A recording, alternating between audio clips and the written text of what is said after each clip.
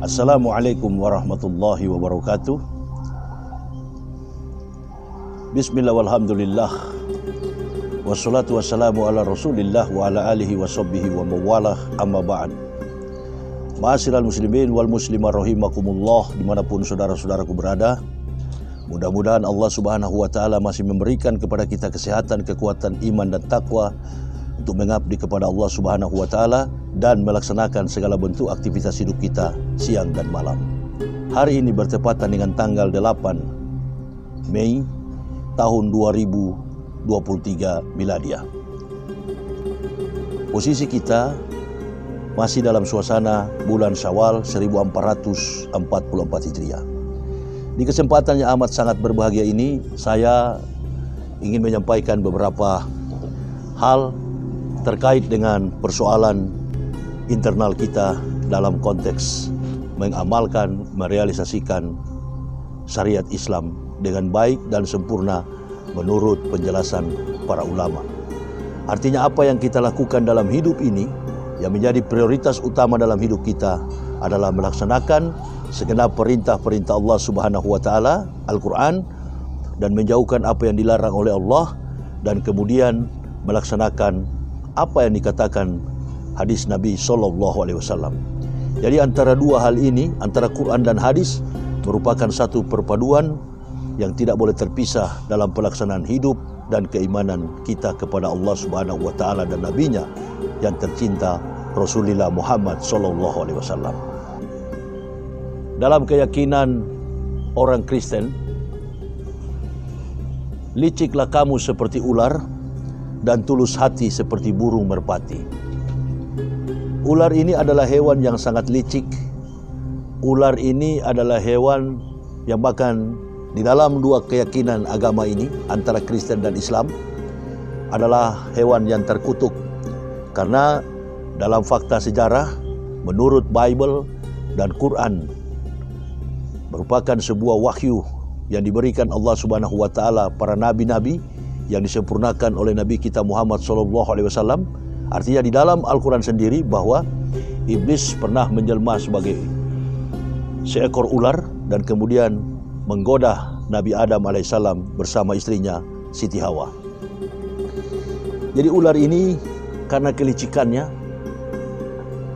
karena kelihayannya, karena kecerdikannya, makanya ular ini dijadikan Allah Subhanahu wa taala sebagai sampel, sebagai contoh bagaimana kelicikan ular menjatuhkan manusia. Licik bagaikan ular, tulus bagaikan burung merpati. Dua falsafah ini yang dilakoni, yang dia lakukan, direalisasikan dalam konteks keyakinan Kristen. Kelicikan mereka ini mendorong kita sebagai orang Islam mestinya untuk kita lebih lihai, untuk kita lebih cerdik di dalam menghadapi ular. Saya teringat waktu saya kemarin ditahan dan dipenjarakan. Saya teringat ketika di dalam penjara bahwa yang saya hadapi ini adalah taktik daripada ular.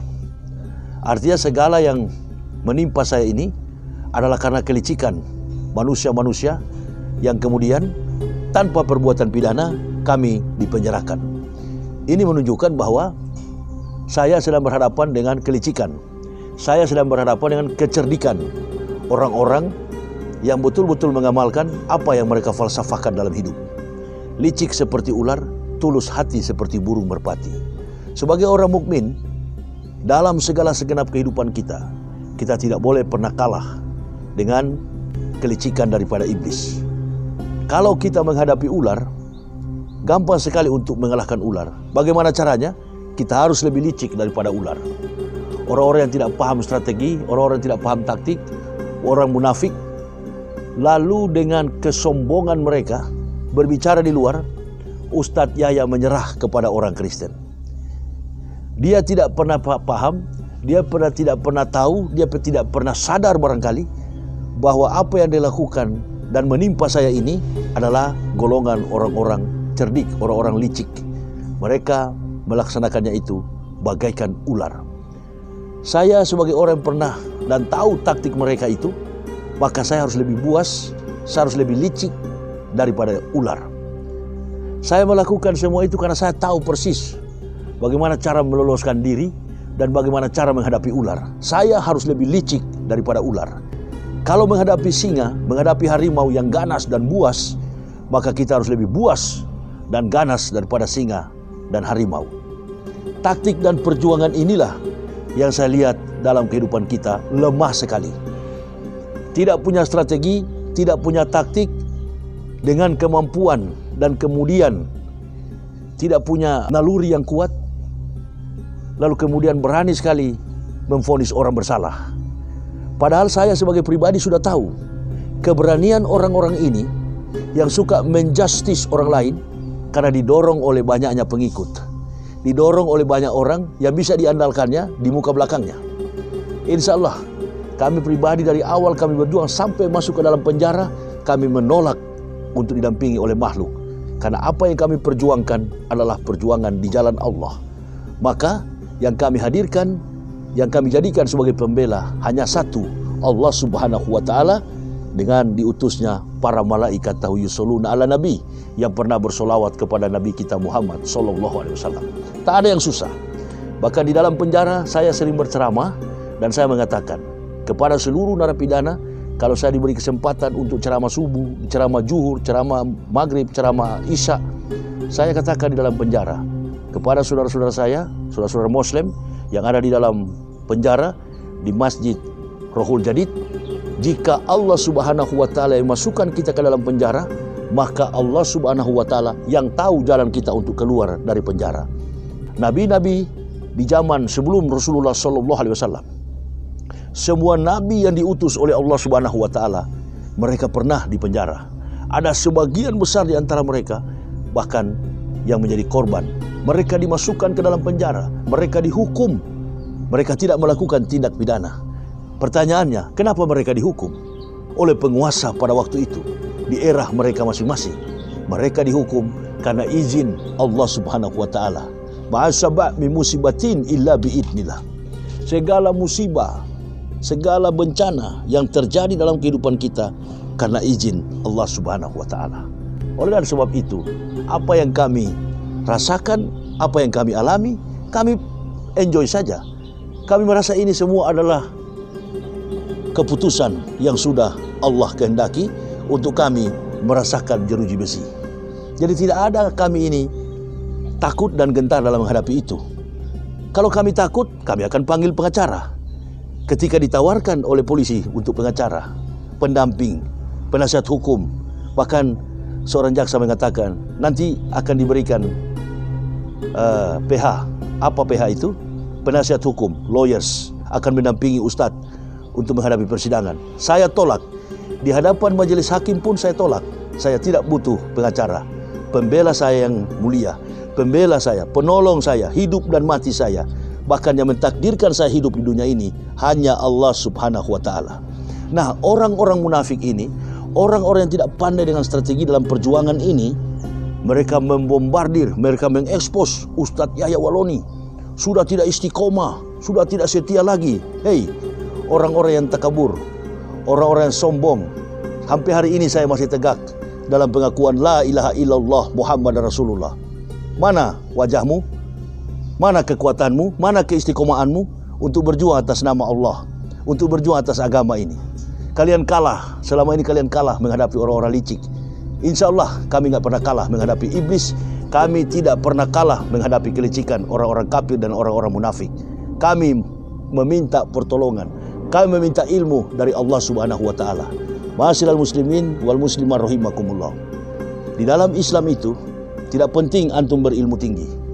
Tidak penting. Buktinya banyak sekali orang-orang berilmu yang kemudian menyelewengkan ajaran agama Islam, praktik syariat Islam. Nggak usah jauh-jauh. Yang terjadi hari-hari ini, yang ada di pesantren Zaitun, wanita bahkan diumumkan di depan publik, kami akan menghadirkan seorang perempuan yang akan menjadi khatib Jumat. Dan dari mana riwayat wanita menjadi khatib Jumat? Dalam segala macam referensi ilmu tanpa kita pelajari, dengan kita melihat praktik agama-agama ulama-ulama dulu yang istiqomah, yang rendah hati, yang jujur, yang toharoh. Mereka tidak pernah menghadirkan khatib Jumat itu adalah sosok wanita. Nanti di era sekarang ini, nanti di rezim ini, ada sosok yang mengatakan, bahkan menghadirkan seorang khatib perempuan. Berilmu tapi tidak licik, berilmu tapi tidak cerdik, kalah dengan orang-orang kafir. Dan segala sesuatu yang kita lakukan dalam penyimpangan agama Islam ini, dalam akidah Islam ini, karena kelicikan orang-orang kafir yang tak mampu kita lawan. Insya Allah, jamaah rahimakumullah, nggak perlu antum habis 30 juz, nggak perlu antum menguasai ribuan hadis, nggak penting. Ulama saya yang pernah saya pelajari dulu di Kalimantan Selatan, Guru Khalil Lailur Rahman, beliau pada detik-detik terakhir hidup beliau pernah menjadi bupati di Martapura, Kalimantan Selatan. Apa kata beliau? Masih saya ingat sampai hari ini. Belajarlah kepada ahli zikir. Kok begitu, Kiai? Jangan belajar kepada ahli ilmu. Jangan terpengaruh dengan ahli ilmu yang ada di luar sana. Apalagi antum orang yang diberi hidayah. Belajarlah kepada ahli zikir. Karena ahli zikir pasti berilmu. Orang berilmu belum tentu mengingat Allah. Inilah yang terjadi dalam kehidupan kita. Berilmu tinggi, tetapi kalah dengan kemusyrikan, kalah dengan kekafiran, kalah dengan argumentasi orang-orang kafir. Mampu keimanan mereka, struktur keimanan mereka, rahasia dalam Islam diruntuhkan oleh kelicikan, ketulusan, pura-pura orang-orang kafir. Tulus hati seperti burung merpati. Merpati itu hewan yang paling tulus. Burung, binatang yang paling ikhlas, yang paling tulus. Bahkan merpati itu cerdas. Dia bisa diutus mengantar surat ke satu tempat ke tempat yang lain. Merpati dijadikan sebagai pos untuk mengantarkan surat. Dijadikan sebagai kantor pos untuk mengantar surat dari satu tempat ke tempat yang lain. Hadapilah kelicikan orang-orang kafir dan munafik. Hadapilah kepura-puraan, hadapilah kamuflase daripada orang kafir dan munafik dengan hikmah dari Allah Subhanahu wa Ta'ala. Sekali lagi jamaah, tidak jadi ukuran orang yang berilmu tinggi dengan antum yang tidak berilmu. Antum berilmu, antum sembunyikan ilmu antum, lebih mulia di hadapan Allah. Orang yang berilmu adalah orang yang mampu betul-betul menjaga rahasia sama Muslim, dan juga orang-orang yang betul-betul mengamalkan perintah Allah tanpa ada makhluk yang tahu ibadahnya kecuali Allah Subhanahu wa Ta'ala.